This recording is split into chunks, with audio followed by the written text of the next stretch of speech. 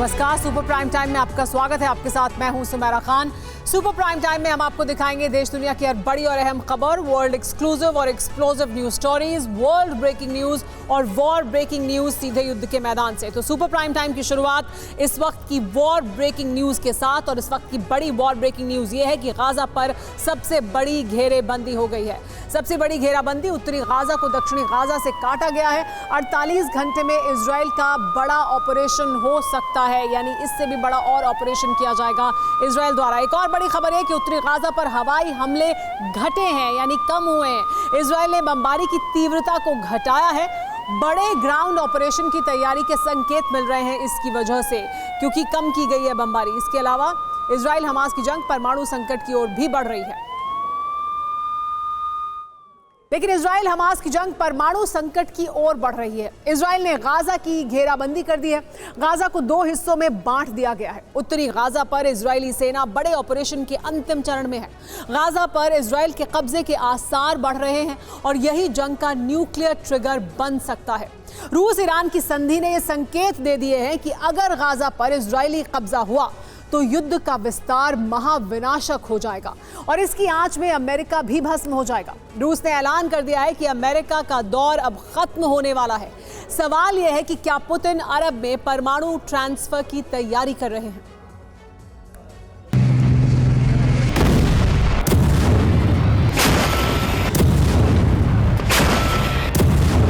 Our victory is your victory. يعني من ضمن ما يعني إعلان لحالة حرب.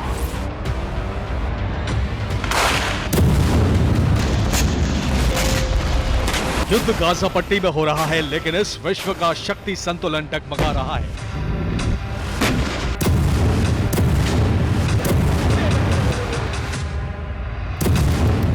और वर्चस्व की इस जंग के बड़े चेहरे अपने अपने अवसर तलाश रहे हैं।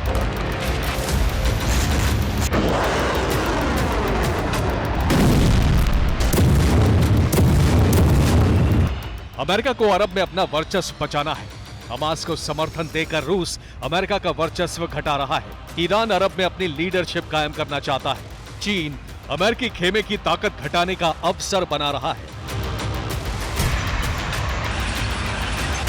और शक्ति संतुलन ऐसा डगमगाया है कि अब संभलने नहीं वाला, क्योंकि अमेरिका ने इजराइल को जो नसीहत दी थी वो काम नहीं आई। The risk of conflict and chaos could spread in other parts of the world, in the Indo-Pacific, in the Middle East, especially in the Middle East. Iran is supporting Russia in Ukraine, and it's supporting Hamas and other terrorist groups in the region. Justice must be done. But I caution this: while you feel that rage, don't be consumed by it. After 9/11, we were enraged in the United States.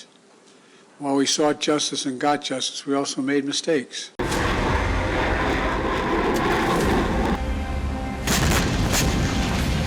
Israel ने वो कदम उठा दिया जो Putin के लिए अरब में वर्चस्व कायम करने और अपने शत्रुओं को खत्म करने का सबसे बड़ा अवसर बन सकता है।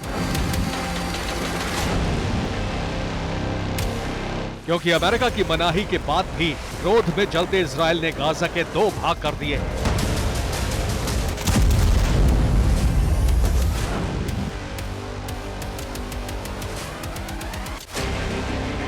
गाजा पट्टी को खाली कराया जा रहा है। आईडीएफ ने नागरिकों के बाहर निकलने के रास्ते को दोबारा खोल दिया है। इजराइल ने गाजा के 2 भाग कर दिए हैं और अब सबसे बड़े ऑपरेशन की तैयारी है।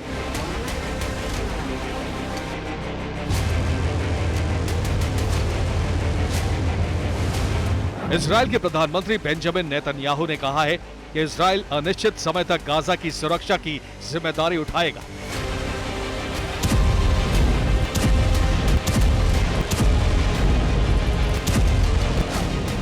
नेतन्याहू के इस बयान के मायने क्या हैं, ये समझिए।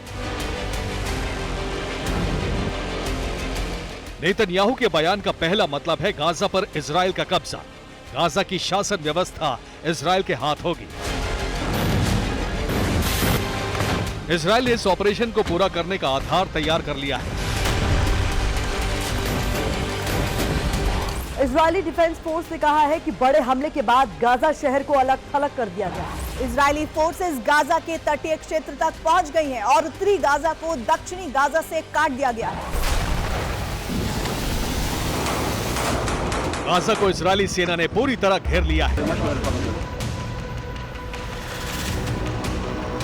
ये 3 नवंबर को ली गई सैटेलाइट तस्वीर है, जिसमें 7 किलोमीटर चौड़ी गाजा पट्टी दिखाई दे रही है। दूसरी तस्वीर में इजरायल की सैन्य चौकी दिखाई दे रही है, जो इजरायल गाजा बॉर्डर से 1 किलोमीटर अंदर है, और इसमें 6 सैन्य वाहन दिखाई दे रहे हैं। तीसरी तस्वीर नॉर्थ वेस्ट गाजा की है, जिसमें छोटी छोटी खंदक नजर आ रही है। ये इजरायली फोर्स ने अपनी सुरक्षा के लिए बनाई है। चौथी तस्वीर गाजा की सलाह अल दीन मेन रोड से महज 400 मीटर पूर्व की है, जिसमें इजरायली सेना के वाहन बड़ी संख्या में नजर आ रहे हैं। पांचवी तस्वीर सलाह अल दीन मेन रोड के उत्तरी क्षेत्र की है। यहां बुलडोजर और इजरायली सेना के 100 से ज्यादा वाहन मौजूद हैं। छठी तस्वीर अल रशीद कोस्टल रोड के नजदीक की है। तस्वीर के हिसाब से इजरायली सेना भूमध्य सागर से महज 500 मीटर की दूरी पर है।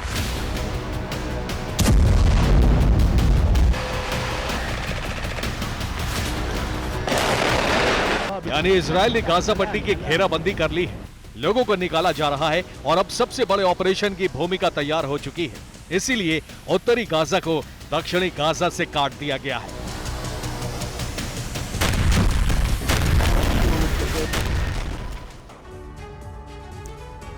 इस नक्शे के जरिए समझिए कि गाजा में इस समय क्या हालात हैं। बीच में जो लकीर नजर आ रही है, ये गाजा के बीचों बीच सलाह अल दीन मेन रोड है, जो उत्तर से दक्षिण तक गाजा को 2 हिस्सों में बांटती है। वादी गाजा के नजदीक इजरायली सेना के टैंक ऑपरेशन चला रहे हैं। गाजा पट्टी के बाहर आईडीएफ का आर्मी जोन है। यहाँ बैकअप फोर्स अंदर मौजूद सेना की मदद के लिए तैयार है। नक्शे पर बारीक लकीरों वाले जो हिस्से हैं, वहां इजरायल की बख्तरबंद वाहन और सैनिक हमास के खिलाफ ऑपरेशन चला रहे हैं। इजरायल की सेना गाजा की तटीय सड़क अल रशीद से कुछ ही 100 मीटर दूरी पर है। गाजा सिटी और उत्तरी गाजा का कनेक्शन दक्षिणी गाजा से काट दिया गया है। सलाह अल दीन रोड पर इजरायली फोर्सेस ने कब्जा कर लिया है और अब फिलिस्तीनियों को बाहर निकालने के लिए यहां इवैक्यूएशन रूट बना दिया गया है। फिलिस्तीनियों को दक्षिण गाजा की तरफ भेजा जा रहा है। जहां जहां इलाके खाली हो रहे हैं, वहां वहां इजरायल की सेना हमास के ठिकानों पर बड़े हमले कर रही है।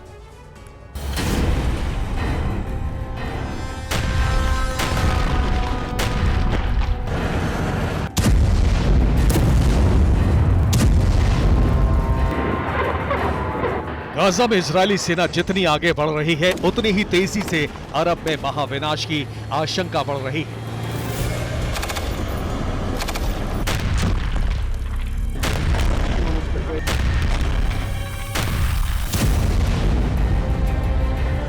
गाजा के 2 भाग करने और इजरायल के कब्जे के पीछे अमेरिका का बहुत बड़ा डर है, क्योंकि इससे महायुद्ध छिड़ जाएगा और पुतिन इसका फायदा उठा सकते हैं।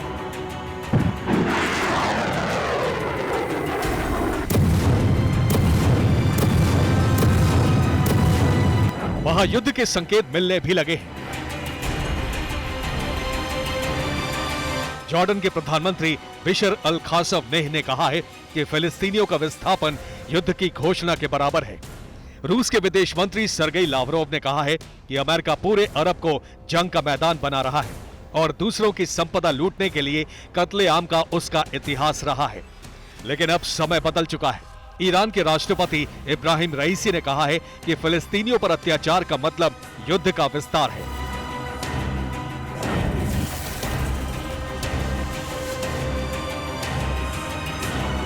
यानी अरब में रूस के सहयोगी और खुद रूस ने ये चेतावनी जारी कर दी है और साथ ही अमेरिका और इजरायल के खिलाफ बड़े युद्ध की तैयारी भी पूरी हो चुकी है।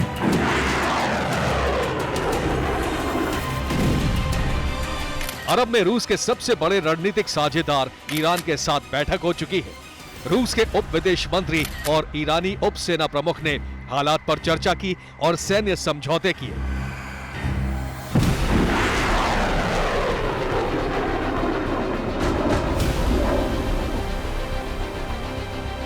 माना जा रहा है कि ईरान और रूस जंग में उतरने के लिए अंतिम चरण की तैयारी में है और ये जंग न्यूक्लियर हो सकती है।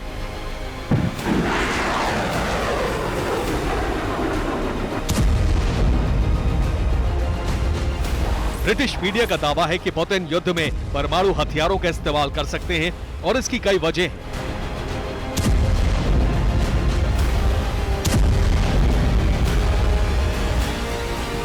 मार्च 2024 में रूस के राष्ट्रपति पद का चुनाव है और युद्ध को पुतिन रूस के अस्तित्व पर संकट की तरह पेश करना चाहते हैं।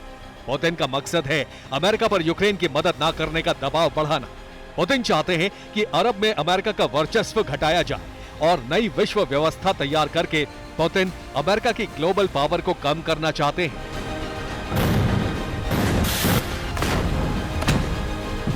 गाजा से फिलिस्तीनियों के विस्थापन और गाजा के टुकड़े होने से पुतिन को यह अवसर मिल चुका है और आशंका है कि महायुद्ध कभी भी छिड़ सकता है।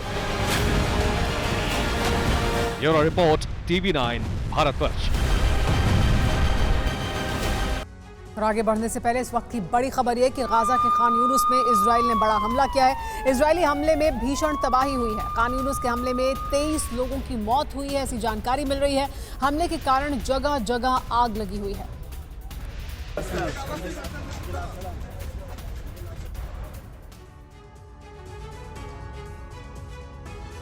अठहत्तर साल पहले दूसरे विश्व युद्ध के दौरान अमेरिका ने पहला एटमी प्रहार किया।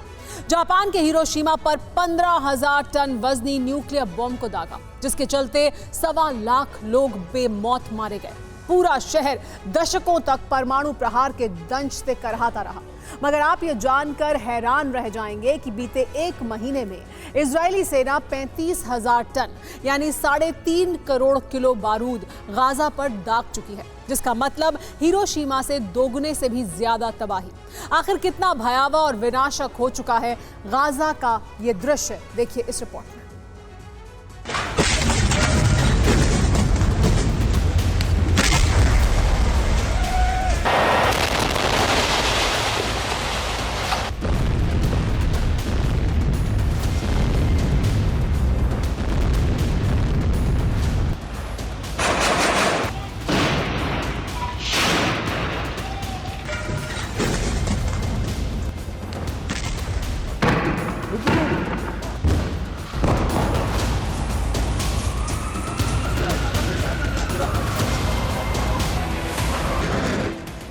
दिन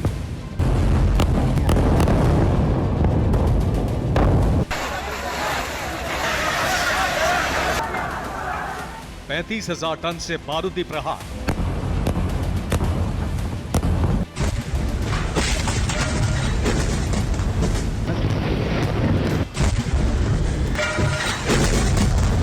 और इस विस्फोटक हमले में 10,022 लोगों की मौत।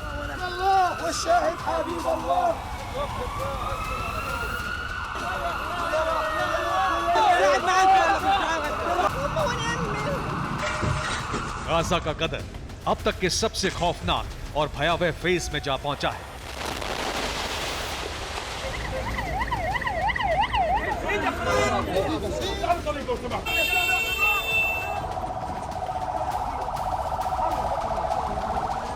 बीते एक महीने में गाजा के कोने कोने में बेहिसाब बारूद बरसा है और शायद इसी के चलते अब गाजा पट्टी को हिरोशिमा 2.0 तक कहा जा रहा है। भले ही गाजा में एटम बम ना फटा हो, भले ही गाजा में न्यूक्लियर अटैक ना हुआ हो, मगर गाजा पट्टी की तबाही बीते 32 दिनों से मचा बारूदी कोहराम इस बात का साफ और सीधा संकेत दे रहा है।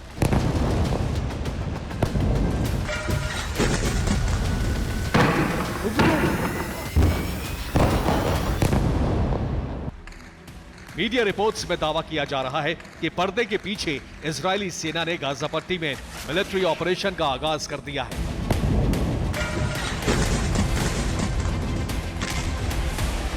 और इसका अंदाजा आप इस बात से लगा सकते हैं कि उत्तरी गाजा पर कंट्रोल करने के बाद अब आईडीएफ सेंट्रल गाजा से खान यूनुस तक ताबड़तोड़ अंदाज में हमला कर रही है।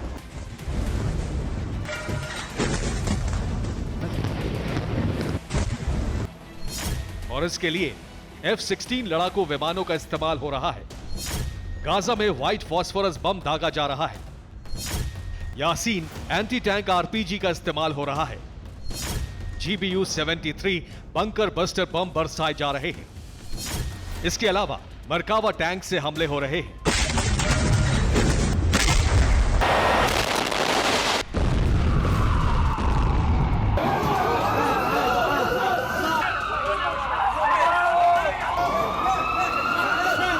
हैरानी इस बात की है कि 7 अक्टूबर के बाद से इजराइल ने गाजा में हमले की शुरुआत की और बीते 32 दिनों में इतना बारूद बरसाया जा चुका है जो जापान के हिरोशिमा शहर में दागे गए एटम बम से 2 गुना है।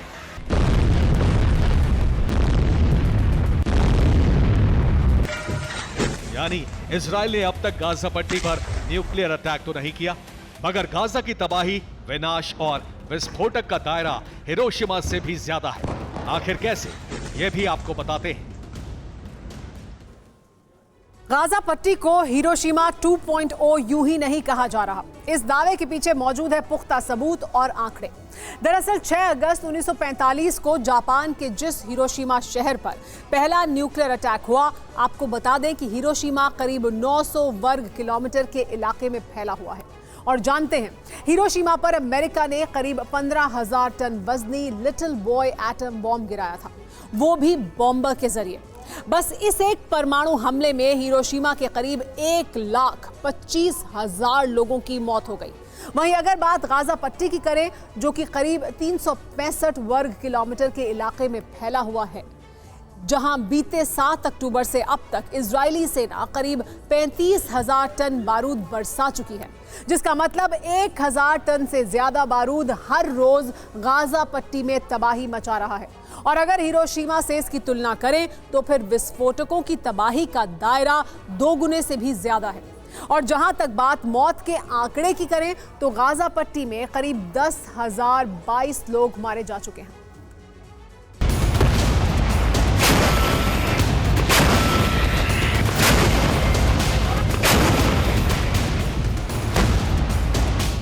इजराइल की आक्रामक अंदाज इस बात की तरफ साफ संकेत है कि 78 साल पहले जो मंजर हिरोशिमा में दिखाई दिया था, ठीक वैसे ही खौफनाक हालात मौजूदा वक्त में गाजा पट्टी में। और हो भी क्यों ना, हर दिन 1,000 टन बारूद गाजा में बरस रहा है।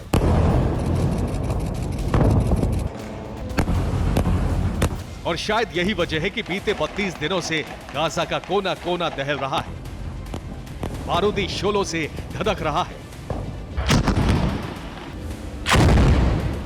यकीन मानिए, गाजा पट्टी में ऐसा कोई इलाका या फिर कोई इमारत नहीं बची जो सही सलामत हो, क्योंकि हमास के खात्मे के लिए आईडीएफ हर उस जगह को टारगेट कर रही है जहां हमास के लड़ाके छिपे हो सकते हैं। और इसी कड़ी में इजराइल गाजा पट्टी में मौजूद स्कूल, कॉलेज और अस्पतालों को निशाना बना रहा है। ताबड़तोड़ अंदाज में स्ट्राइक की जा रही है। शायद यही वजह है कि गाजा पट्टी से भीषण तबाही की, बारूदी विनाशक की बेहद ही खौफनाक तस्वीरें सामने आ रही हैं। इतना ही नहीं, दावा यह भी किया जा रहा है कि आईडीएफ के कहर के चलते हमास के 40,000 लड़ाके सुरंगों में फंस चुके हैं। बीती रात ही हमास के 450 ठिकाने तबाह हुए हैं। 7 तरफ से आईडीएफ गाजा पट्टी पर हमला कर रही है। गाजा में अब तक 10,000 बम दागे जा चुके हैं। हमास के 12,000 ठिकाने नेस्तनाबूद किए गए हैं। हमास को घेरने के लिए इजरायली ब्रिगेड ने एल आकार में अपनी सेना की मूवमेंट का रूट फिक्स किया है। वहीं खबरें यह भी सामने आ रही हैं, आईडीएफ गाजा पट्टी को 2 हिस्सों में बांटने की तैयारी कर रही है। आखिर कैसे, यह भी जान लीजिए। भूमध्य सागर से इजरायली सेना ने आधे गाजा को पूरी तरह से अलग कर दिया है। इसी रास्ते से हमास को हथियार की सप्लाई होती थी, लिहाजा यहां इजरायली सेना ने हथियार और सैनिकों को एक दीवार की तरह खड़ा कर दिया है। वहीं इजरायल के एक छोर से घुसी सेना आगे बढ़ती हुई समुद्री तट तक पहुंच रही है। इसी प्लान के तहत गाजा को एल आकार में घेरने की तैयारी है, जिसमें हमास के लड़ाकों को फंसाया जा सके, क्योंकि गाजा पट्टी के पूर्वी छोर पर तो खुद इजरायल का बॉर्डर है।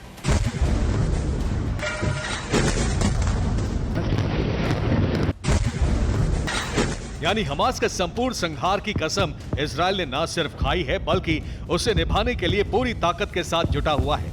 हालांकि ऐसा नहीं है कि गाजा में सिर्फ आईडीएफ ही प्रहार कर रही है, हमास भी सिलसिलेवार अंदाज में पलटवार करने से नहीं चूक रहा है।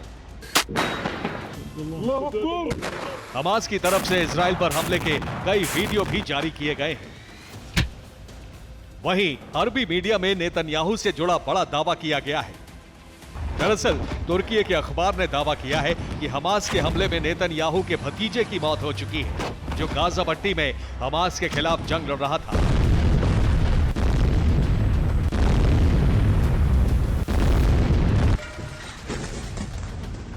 याइर नेतन्याहू, जो कि इजरायली सेना में बतौर कमांडर के पद पर तैनात था, उसकी मौत का दावा तुर्की ने किया है। फिलहाल इस दावे में कितनी सच्चाई है, इस पर सस्पेंस है, क्योंकि आईडीएफ की तरफ से याइर नेतन्याहू की मौत से जुड़ी बात नहीं कबूली गई है। अगर ऐसा होता है तो ये इजरायली पीएम के लिए किसी सदमे से कम नहीं होगा। ऐसे में मुमकिन है कि अपने भतीजे की मौत का इंतकाम लेने के लिए नेतन्याहू पहले से ज्यादा खूंखार हो जाए। Bureau report, TV9 Bharat. इस वक्त की बड़ी खबर यह कि अल-शाती कैंप में इजराइल और हमास की जंग जारी है। हमास का इजरायली टैंक ध्वस्त करने का दावा सामने आया है। हमास ने कई टैंक ध्वस्त करने का दावा किया है। अल-शाती कैंप में सोमवार से जारी है ये बड़ा टकराव।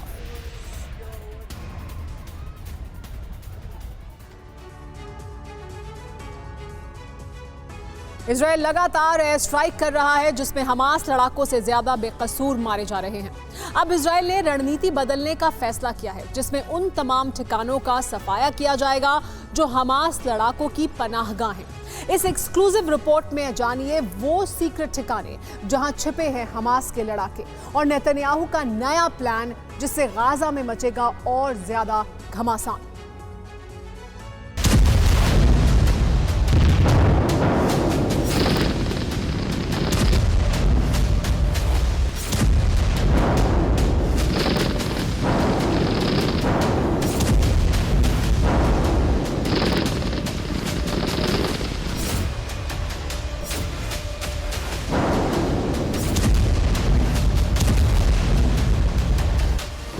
अस्पताल पर बमबारी, स्कूल पर बमबारी, शरणार्थी शिविर में बमबारी, मस्जिद पर बमबारी। इसके अलावा उन तमाम इलाकों पर भी आईडीएफ की स्ट्राइक हो रही है जहां उसे लगता है हमास के लड़ाके छिपे हैं, जबकि हमास अस्पताल और स्कूलों पर हमले को इजराइल की हताशा बता रहा है कि इजराइल हमास का बाल भी बांका नहीं कर पा रहा है, इसलिए अब वो बेकसूरों को निशाना बना रहा है।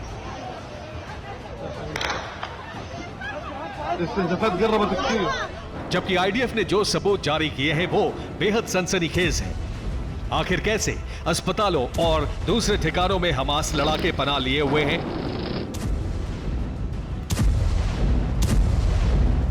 इस वीडियो में देखिए कैसे हमास के लड़ाकों ने एक प्ले स्कूल को अपने छिपने की जगह बना डाला। जब आईडीएफ के कमांडो वहां घुसे तो ऐसा नजारा था।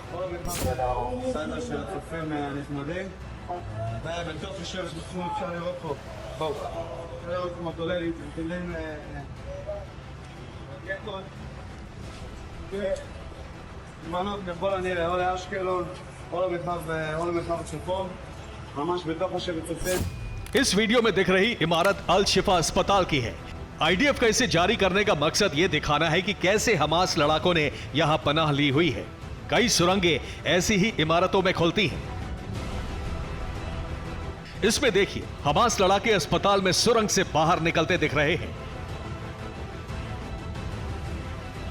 बमबारी के बाद सुरंग में घुसने का रास्ता भी साफ दिखने लगा। अब इस वीडियो को देखिए कैसे इन ठिकानों में खुलने वाली सुरंग से बाहर निकलकर हमास लड़ाके इजराइल पर रॉकेट दागते हैं।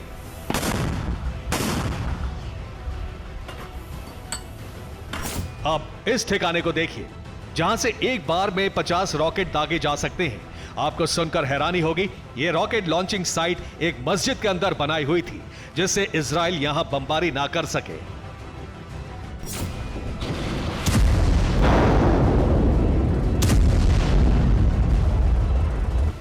हमास ने सुरंग में जाने के लिए कई घरों से भी रास्ता बनाया हुआ है, इसलिए पहले इजरायली फोर्स रिहायशी इलाकों पर बम गिराकर घर और इमारतों को जमींदोज करती है।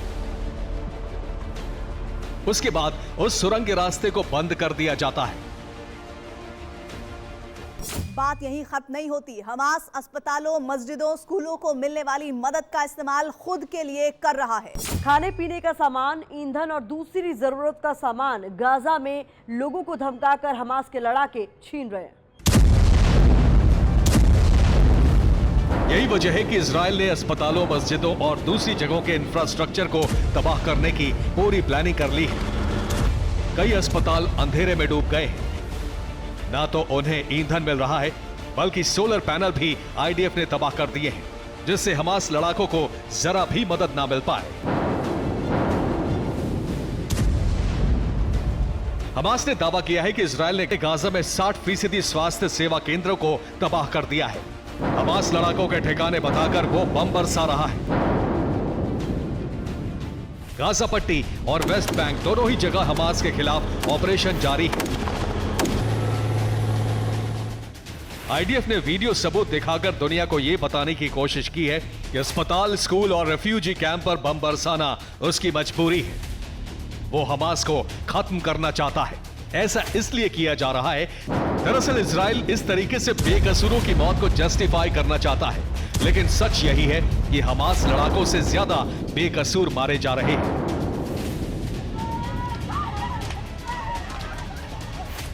इस बीच इजराइल ने युद्ध विराम के बजाय रणनीतिक विराम के संकेत दिए हैं। हो सकता है कि इसकी आड़ में इजराइल की कोई विध्वंसक प्लानिंग हो। रणनीतिक विराम के जरिए यूएन को भी शांत करने की कोशिश है। दूसरी तरफ हमास से निपटने के लिए नया प्लान बनाने का वक्त भी मिल जाए। हालांकि इजरायली पीएम नेतन्याहू ने एक बार फिर से साफ किया है कि इजराइल कब तक युद्ध जारी रखेगा। उन्होंने कहा, 1 घंटे इधर 1 घंटे उधर जंग में रणनीतिक विराम का ऐलान किया जाता है, लेकिन पूर्ण युद्ध विराम तब तक नहीं होगा जब तक सारे बंधक सही सलामत हमास हमें नहीं लौटा देता।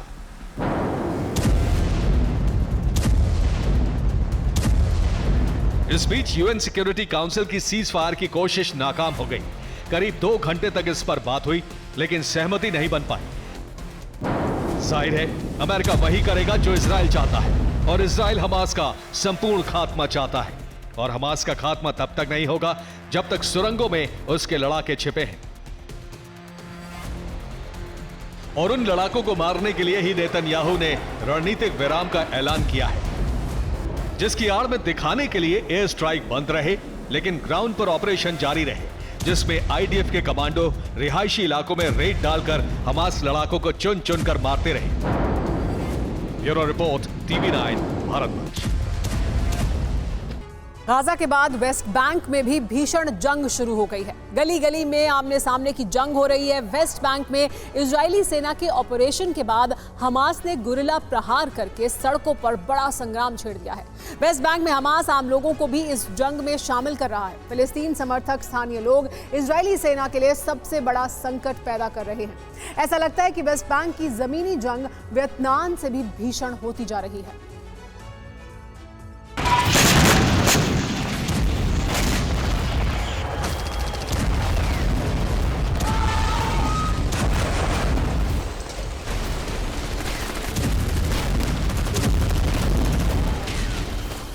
हमले, बमबारी, फायरिंग, झड़प और टकराव।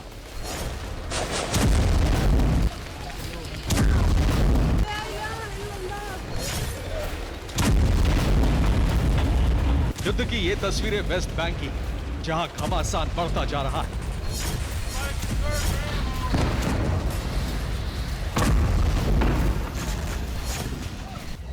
तुलकारम, जेनिन, हेब्रोन, नेब्लूस और रामल्ला में बारूदी बवंडर भीषण रूप ले चुका है।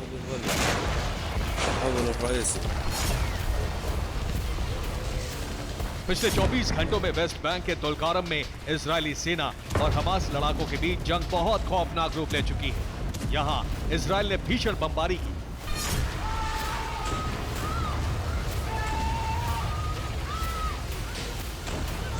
तुलकारम कैंप पर इजरायली सेना ने जोरदार हमला बोला।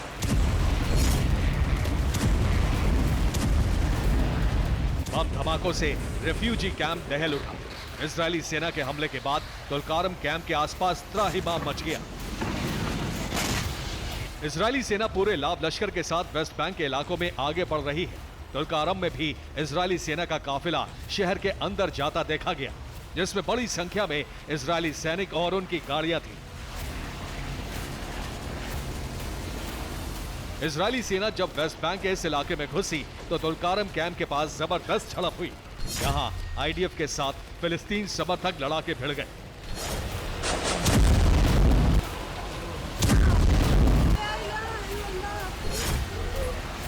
इजरायली सेना और हमास समर्थकों के बीच जमकर फायरिंग हुई।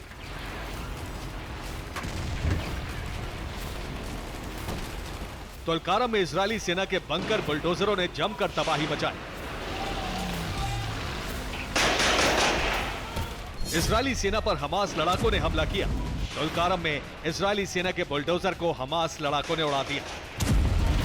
वेस्ट बैंक में इजरायली सेना लगातार रेड कर रही है और हमास के लड़ाकों का खात्मा कर रही है। वेस्ट बैंक में इजरायली सेना की रेड के विरोध में हमास लड़ाके भी इजरायली फोर्स को निशाना बना रहे हैं। वेस्ट बैंक के तुलकारम में ऑपरेशन के दौरान इजरायल ने कई जगहों पर लगातार बमबारी की।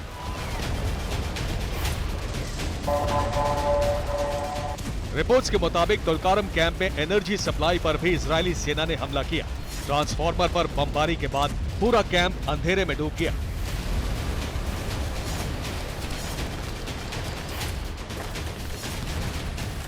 दावा किया गया कि तुलकारम में इजरायली सेना के साथ हमास लड़ाकों और अल कुद्स ब्रिगेड की जमकर झड़प हुई। इजरायली सेना और फिलिस्तीन समर्थक लड़ाकों की झड़प के एक वीडियो में दावा किया गया कि कुछ हमास समर्थक लड़ाकों को इजरायल ने मौके पर ही मार गिराया।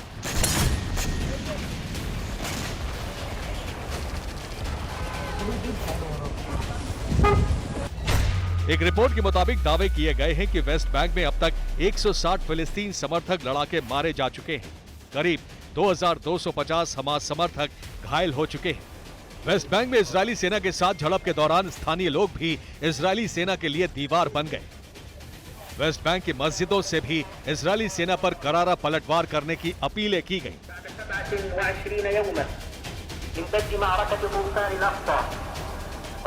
वेस्ट बैंक के हेब्रोन में भी इजरायली आर्मी और हमास समर्थकों के बीच जबरदस्त जंग छिड़ी हुई है।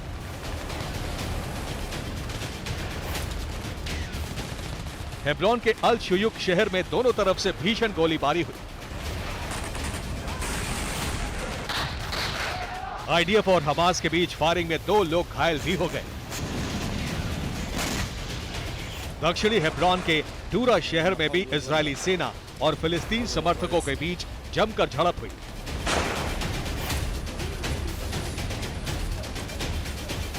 वेस्ट बैंक में बारूदी बवंडर से जेनिन में भी इजरायल और फिलिस्तीन समर्थकों के बीच जंग बहुत खौफनाक होती जा रही है।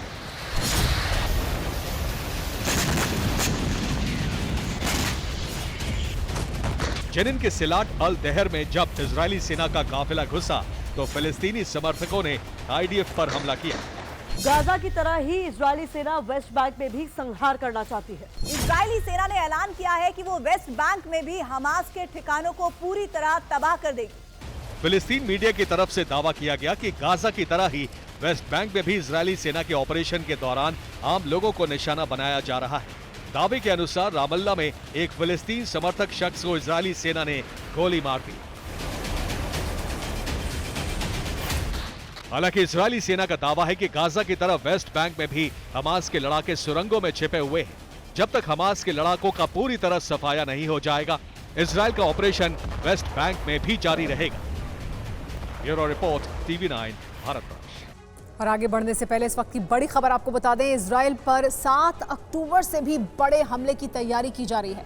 किस तरह से ये हमले की तैयारी की जा रही है, इसकी तमाम जानकारियां सामने आ चुकी हैं। इजरायल पर 7 अक्टूबर से भी बड़े हमले की तैयारी हो रही है और ऑपरेशन को अंजाम देने वाला है लेबनान का मिलिटेंट ग्रुप हिजबुल्लाह। खुफिया रिपोर्ट है कि हिजबुल्लाह ने हमास की तरह बॉर्डर तोड़कर दक्षिणी लेबनान से सटे इजरायली सीमाई क्षेत्रों में बड़े नरसंहार का प्लान तैयार किया है। 11 नवंबर को हसन नसरल्लाह की तकरीर के बाद इस ऑपरेशन को अंजाम दिए जाने की आशंका है। देखिए क्या है हसन नसरल्लाह का ऑपरेशन 710 और कैसे इजराइल पर हमास से बड़े हमले की तैयारी की गई है।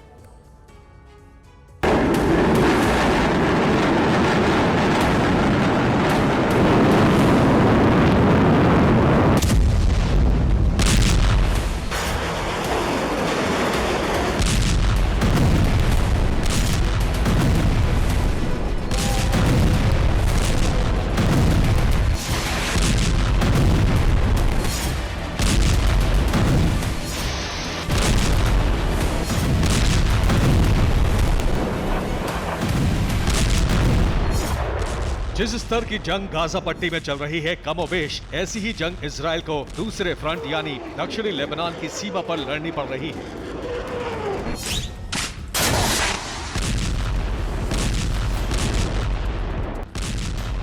हिजबुल्लाह के रॉकेट और मिसाइल हमले लगातार जारी हैं और सीमा पर इजरायली सैन्य चौकियों को ध्वस्त कर रहा है।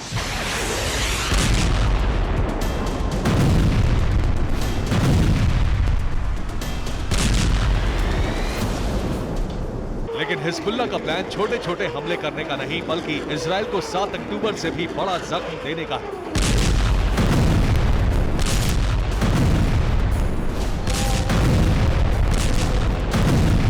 इजरायली डिफेंस एक्सपर्ट ने एक जानकारी सार्वजनिक की है जिसके मुताबिक हिजबुल्लाह इजराइल पर बड़े हमले की तैयारी कर चुका है।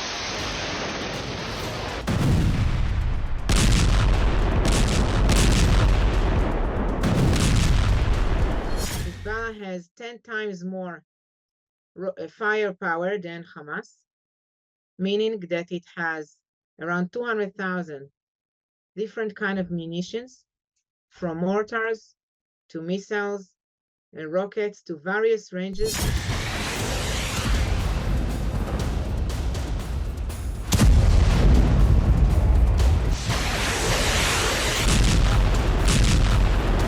इजरायली रक्षा विशेषज्ञ सरिद जहावी के मुताबिक हिजबुल्लाह सबसे पहले इजराइल पर शॉर्ट रेंज रॉकेट से हमले करने की योजना बना रहा है।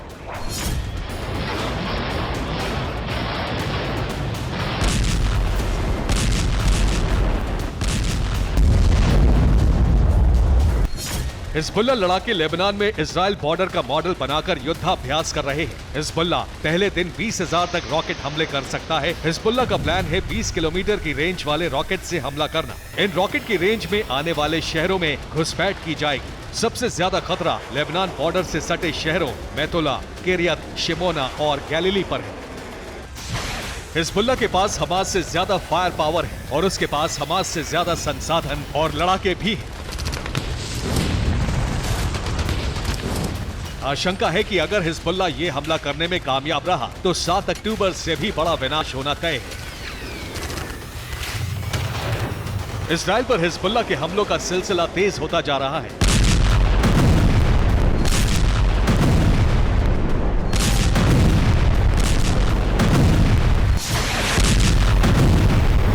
छह नवंबर को भी हिजबुल्लाह ने दक्षिणी लेबनान से इजराइल पर रॉकेट हमले किए।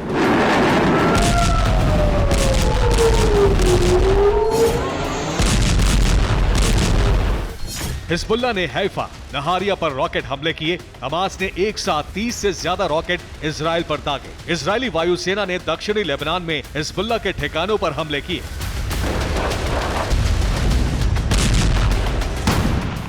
इजराइल पर हमास से बड़ा खतरा हिजबुल्लाह है क्योंकि हमास से कहीं ज्यादा हथियार उसके पास मौजूद हैं।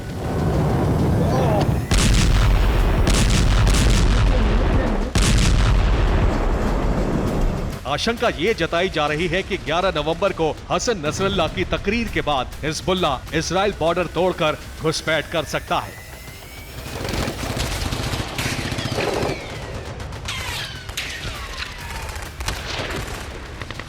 Bureau report, TV9 Bharat. Gaza को लेकर मिडिल ईस्ट में तनाव बढ़ता जा रहा है। अरब वर्ल्ड और इजराइल समर्थक महाशक्तियों के बीच महाजंग के आसार दिख रहे हैं। इजराइल और हमास की इस जंग में प्रॉक्सी गुट ईरान की बैलिस्टिक मिसाइलों का भी इस्तेमाल हो रहा है। पहली बार ईरान की फतह मिसाइल से अमेरिकी ठिकानों को दहलाया गया, जिसके बाद अमेरिका ने भी मिडिल ईस्ट में अपनी तैनाती बढ़ा दी है।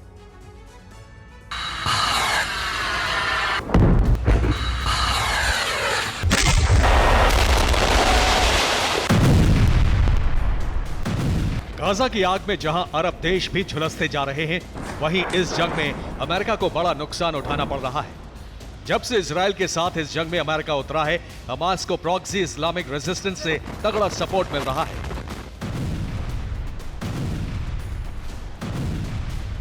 अमेरिका इजराइल को हथियार भेजकर सपोर्ट कर रहा है, तो ईरान भी अपने प्रॉक्सी गुटों के साथ हमास को पहले से ही मदद पहुंचा रहा है। ईरान पर हमास को सिर्फ हथियार और पैसे देने के ही आरोप नहीं है, बल्कि ईरान समर्थक चरमपंथी संगठन मिडिल ईस्ट में अमेरिकी सैन्य अड्डों को भी लगातार निशाना बना रहे हैं। जंग के बीच अब तक ईरान के प्रॉक्सी संगठनों ने सीरिया और इराक में अमेरिका के 38 सैन्य अड्डों को ड्रोन और रॉकेट से निशाना बनाया है। इन हमलों में अमेरिका के 46 जवान घायल भी हो गए। दावा किया गया कि इराकी रेजिस्टेंस फोर्स ने अमेरिकी अड्डों पर पहली बार फतेह 110 बैलिस्टिक मिसाइल से हमला किया। फतेह ईरान की बेहद खतरनाक मिसाइल मानी जाती है, लेकिन ये मिसाइल हिजबुल्लाह के हथियारों के जखीरे में भी शामिल है। इजराइल के लिए अमेरिकी हथियारों की खेप भेजे जाने के बाद से इराक और सीरिया में अमेरिकी ठिकानों पर हमले काफी बढ़ गए हैं। पिछले 24 घंटों में इस्लामिक रेजिस्टेंस ने सिर्फ इराक में ही अमेरिकी अड्डों पर 6 बड़े हमले किए। इराक और सीरिया में बढ़ते हमले अमेरिका की चिंता बढ़ा रहे हैं। ऐसे में अमेरिका ने मिडिल ईस्ट में अपनी सेना और हथियारों की तैनाती बढ़ा दी।